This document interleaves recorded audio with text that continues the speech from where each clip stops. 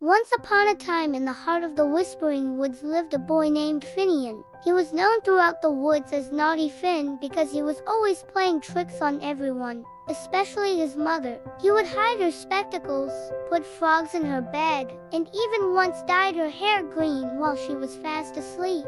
She had long since given up on scolding him because it simply didn't work.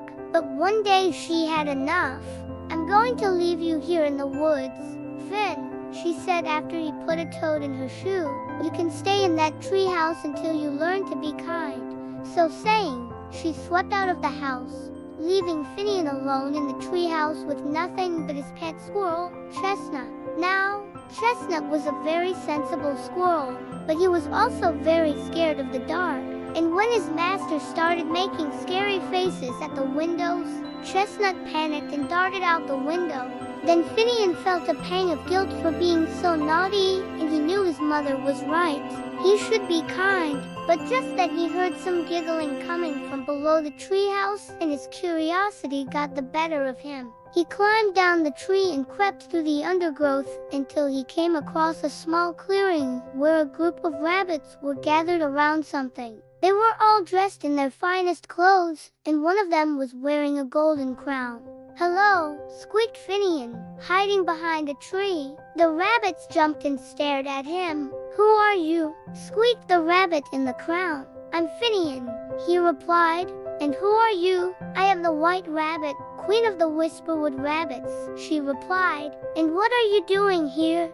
Finian asked. "We are about to hold our annual Grand Hop and Games competition, but there has been an unfortunate incident," said the White Rabbit, sighing.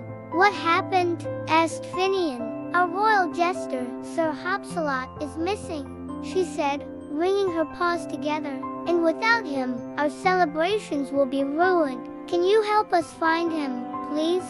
Now, Finian loved a good mystery, so he agreed, and as a reward for his help, the White Rabbit promised to let him join in the games. First, they searched all the usual places, under bushes and behind trees, but there was no sign of the jester.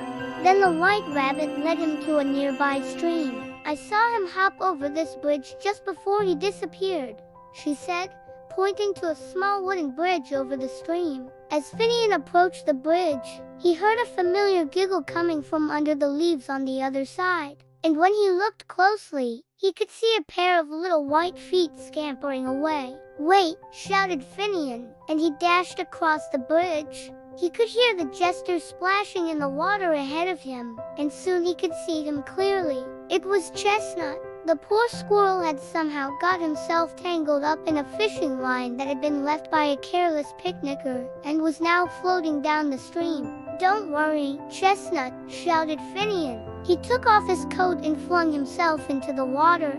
After a few moments of struggling, Finian managed to untangle Chestnut from the fishing line, and the grateful squirrel scrambled onto his shoulder. Then Finian swam back to the bank and sat down on a nearby stone to dry himself.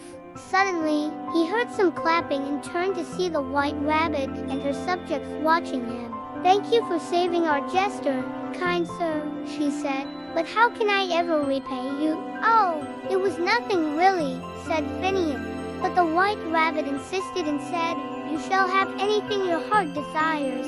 Finian thought for a moment. All this time he had been very lonely. His mother was too busy to play with him, and the other children were scared of his tricks. "Well, then," he said finally, "I want to be a rabbit for a day." The White Rabbit waved her magic wand and poof! Finian was transformed into a handsome young rabbit with white fur, long ears and a fluffy tail. He was so excited he could hardly contain himself. "Come on, Chestnut," he shouted, and together they hopped into the forest towards the sound of music and laughter. Soon they arrived at a clearing where a large group of rabbits were engaged in a game of leapfrog. The White Rabbit explained that this was the most important game of the festival. "If you can beat me," she said, "you will win the golden carrot, which means you can have any prize you wish from the treasure trove." Finian had never been very good at sports, but he was determined to do well. He lined up alongside the other competitors and waited for the music to start.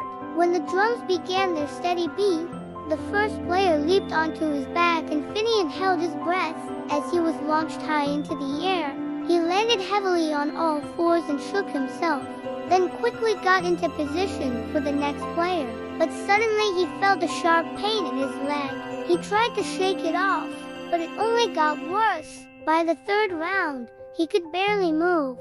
As the White Rabbit approached him, Finian knew he couldn't go on. "I give up," he said dejectedly. The White Rabbit hopped over him and offered him a soothing leash. "Are you hurt?" she asked. "My leg hurts," whispered Finian. "It must be all that jumping," said the White Rabbit, dipping her nose. "Let me see if I can fix that." With a wave of her magic wand, the pain vanished. Then Finian noticed something strange. His foot was growing fluffier and fluffier, and before long, he had a bushy tail just like a squirrel. "What's happening to me?" he cried. The White Rabbit smiled mysteriously. "You have won the golden carrot," she said. "Anything you wish from the treasure trove is yours." Then Chestnut leaped onto Finian's shoulder and squeaked, "But I want to be a squirrel again." Finian looked at his friend and realized what he had to do. "Oh, of course," he said, rushing to the treasure trove. He picked up a golden acorn and handed it to Chestnut. "Here, this will make you a squirrel." Chestnut nibbled on the acorn, and sure enough, his bushy tail vanished and he was back to being a plain old squirrel. But then he ran over to Finian and began nibbling on his ear.